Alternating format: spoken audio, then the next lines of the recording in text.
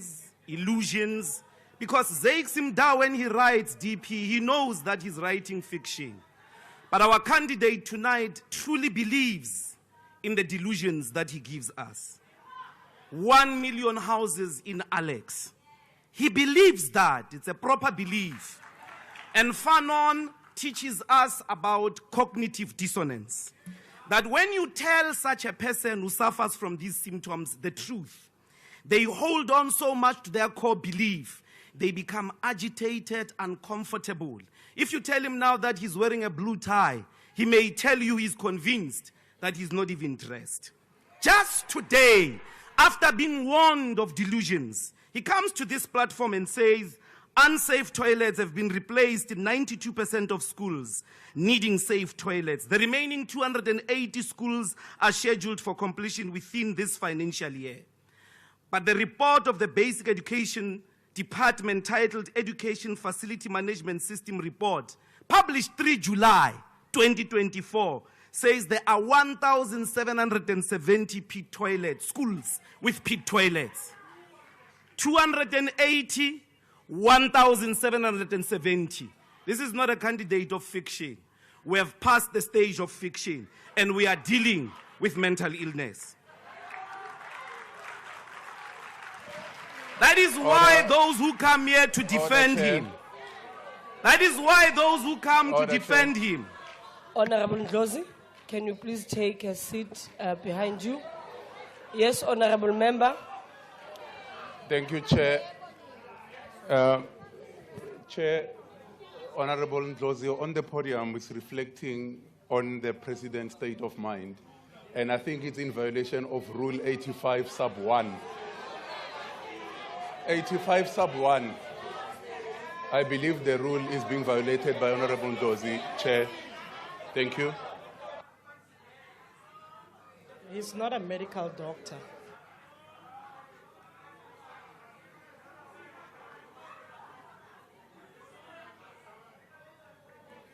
Thank you, honorable member. I think you were meant to quote Rule 84. That is unparliamentary and unacceptable language or gestures. And also, no member may use offensive, abusive, insulting, disrespectful, unbecoming, and unparliamentary words or language, nor offensive or unbecoming or threatening gestures. So, Honorable Ndlozi, please, when you take the podium, can you refrain from doing so, and please withdraw that. With respect, Chair, what must I withdraw? Withdraw calling the President. Point of order. Point of order. Honorable Shibam. I'm sure, House Chair, with time you begin to appreciate some of the precedence issues on the rulings of this House. We had a contention in the 5th Parliament where they were... Can you get closer to the mic because I can't hear you? You can sit, it's fine. And I want to talk to you standing up. We have got precedence in this House where a word schizophrenia was utilized to characterize a member of Parliament. After a process of the Rules Committee and proper interpretation, even legal advice, it was concluded that such is a permissible word. And that exactly describes what Commissioner Mbuisen is talking about now, of delusions, of illusions, of imaginary articulations that were made by someone here. And there is absolutely nothing wrong because precedence already has been set in terms of that ruling.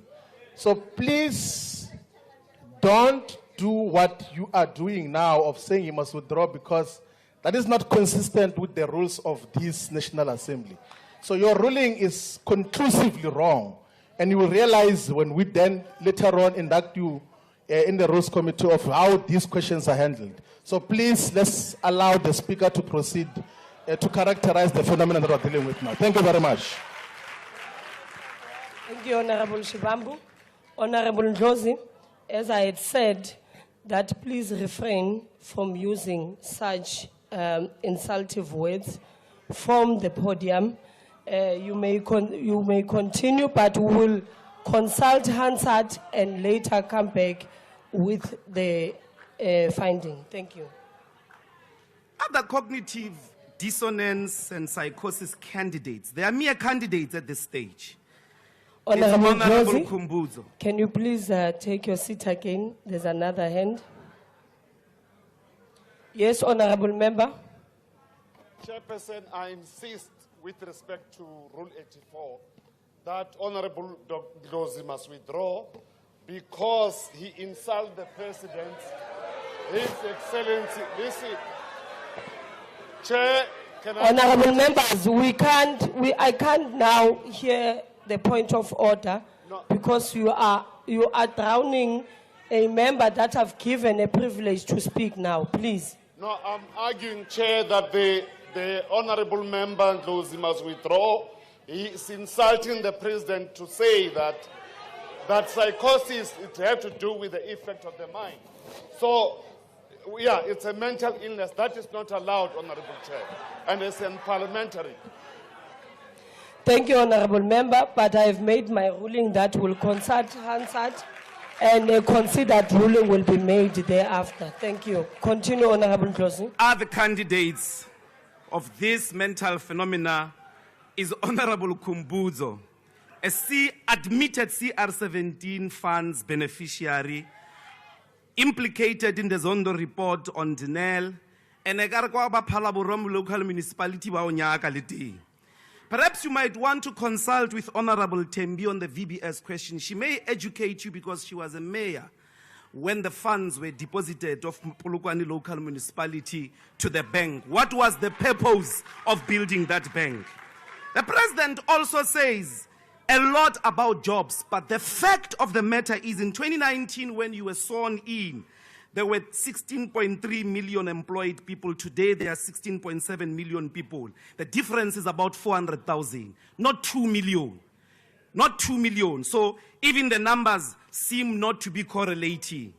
The reality is there is no solution that is envisaged from the political and economic strategies of the current government because it does not centralize industrialization in macroeconomic planning, the development of the productive forces. The chronic problem of unemployment is only going to be resolved by a country that produces the things that it consumes.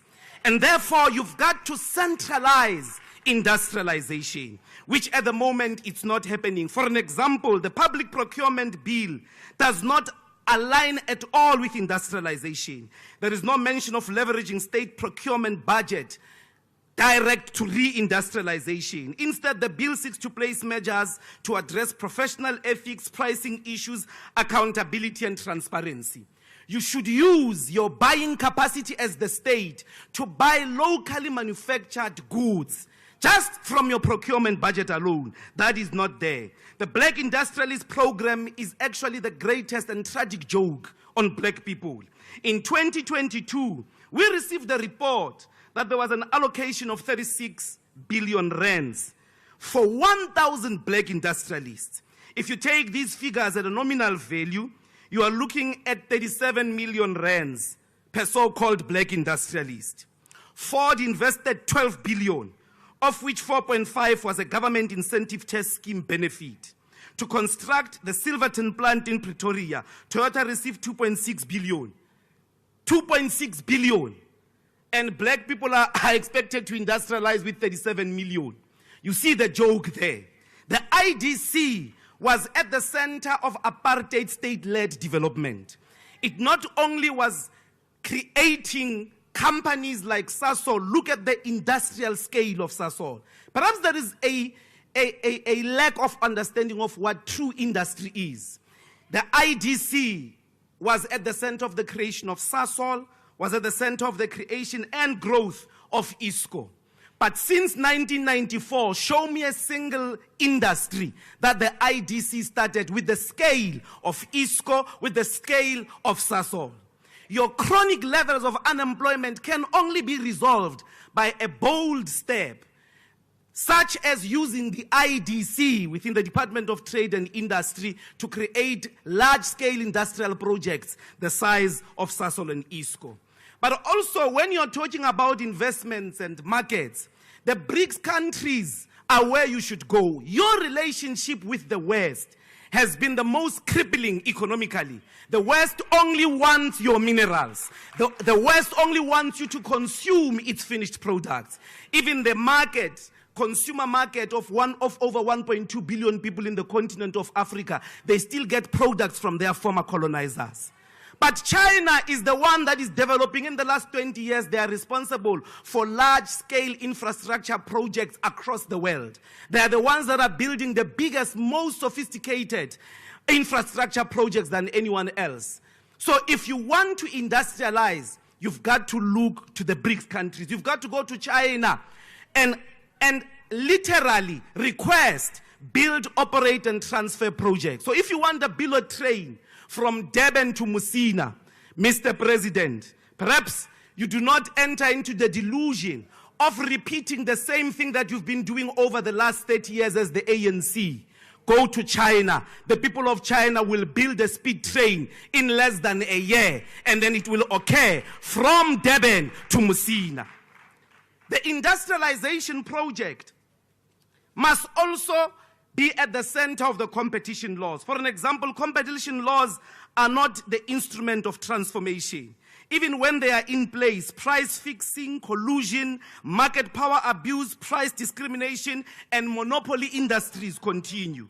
When the Competition Commission makes findings, the Finance Minister has the power to overrule them. When the Competition Commission identified that the private sector health market was abusing its power through price fixing and monopolization, nothing happened to them. That tells you the power of these industries.